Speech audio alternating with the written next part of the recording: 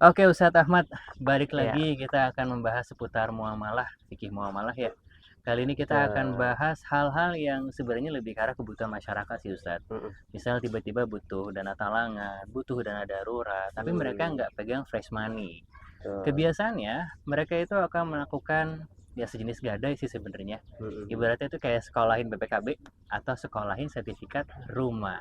Iya, Kira-kira gimana ya Ustadz ya? Karena banyak itu lembaga-lembaga konven itu pakai riba. Dan ini oke. mungkin nggak sih jadi syariah sebenarnya? Mhm mhm. Iya. Nah, sebetulnya mungkin istilah yang lebih tepatnya itu bukan gadai sertifikat ya, tapi Mm-mm. memang, bahasa yang berkembang di masyarakat itu seolah-olah seperti gadai sertifikat.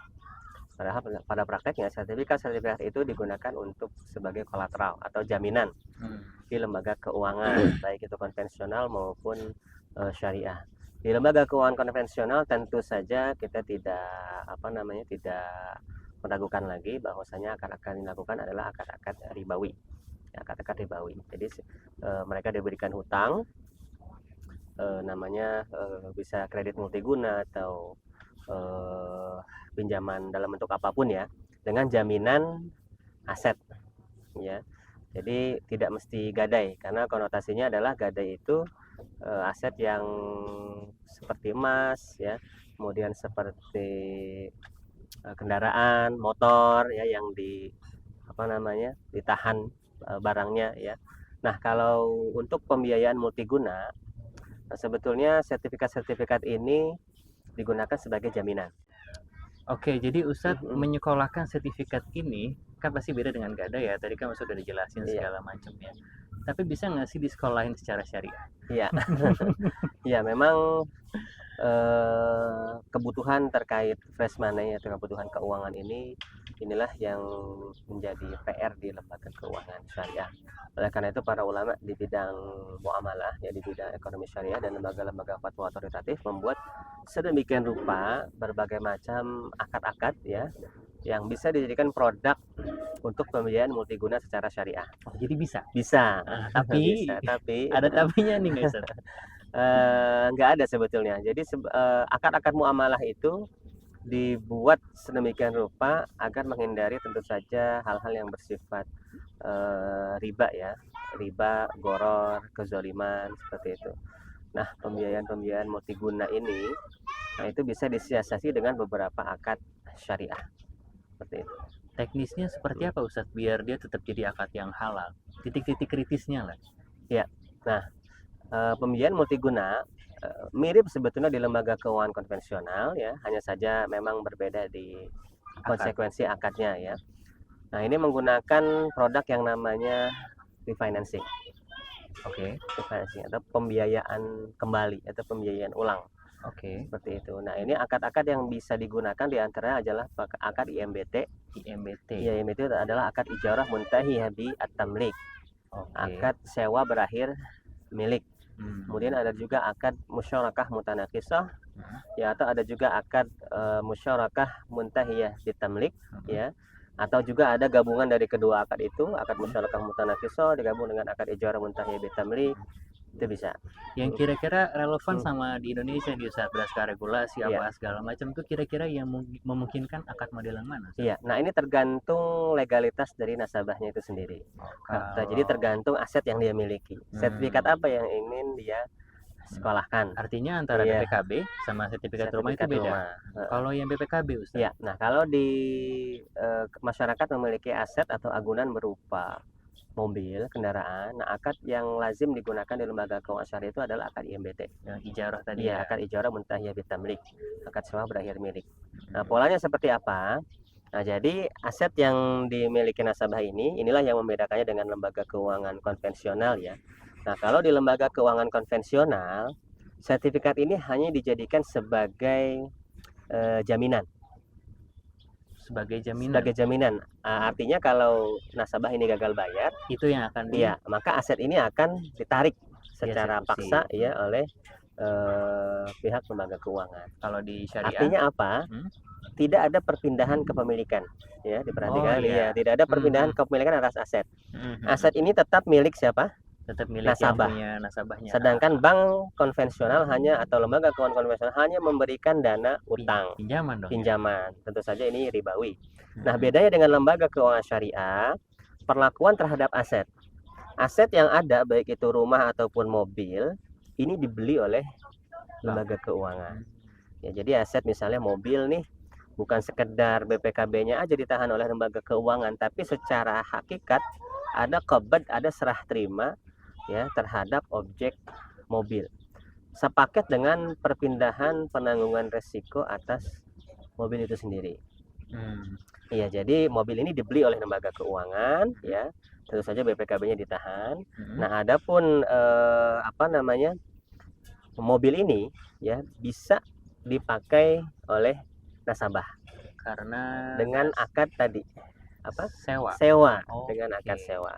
Kalau si nasabah sendiri masih ingin menggunakan aset tersebut, tidak menutup kemungkinan nasabah bisa wajib ya Ustaz? Tidak wajib ya, tidak menutup kemungkinan nasabah bisa menyewakannya kepada pihak ketiga.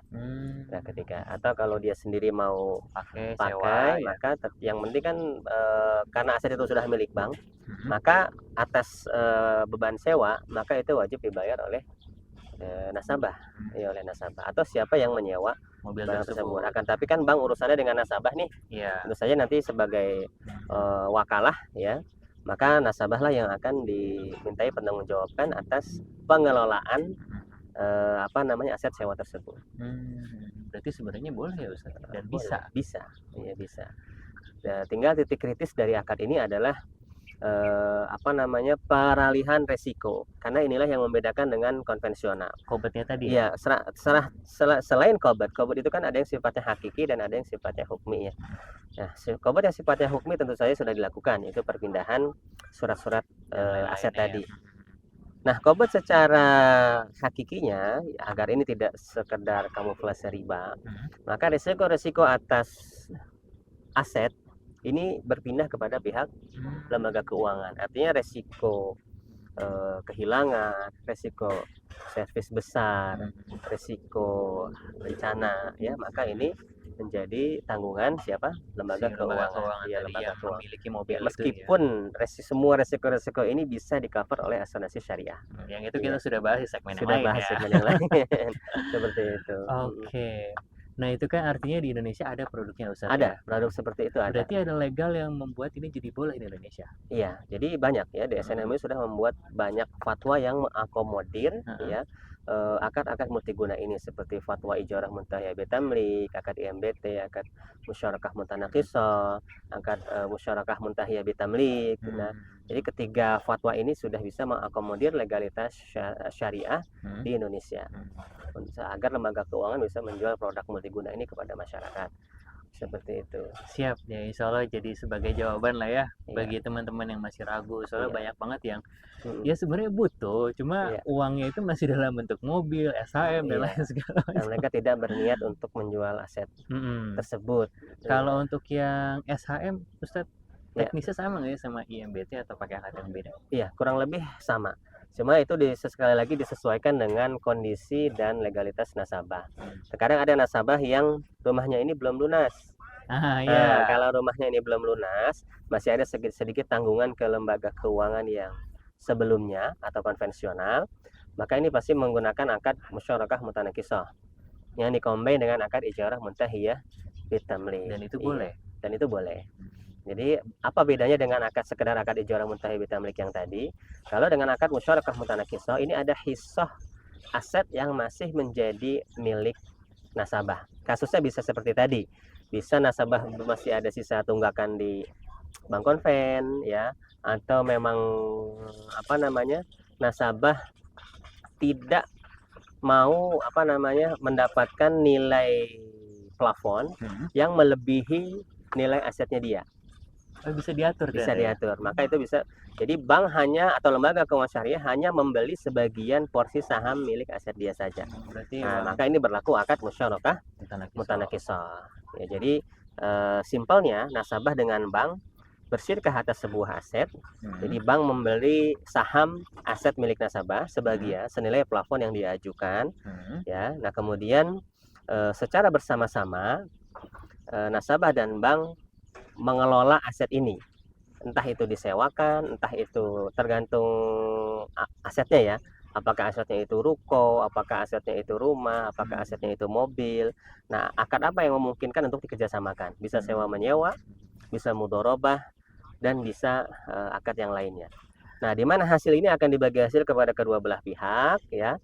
Nah, di samping ada bagi hasil, nasabah secara berangsur membeli kembali atau melakukan buyback, berkomitmen membuyback atau membeli kembali saham milik lembaga keuangan, sehingga yang misalnya saham sebelumnya adalah nasabah mungkin 50%, bank 50%, dicicil setiap tahun, setiap bulan, lama-kelamaan menjadi 60-40, 30-70, sampai 100% saham aset ini kembali menjadi milik nasabah. Ini dinamakan dengan musyarakah mutanakisah. Jadi decreasing musyarakah.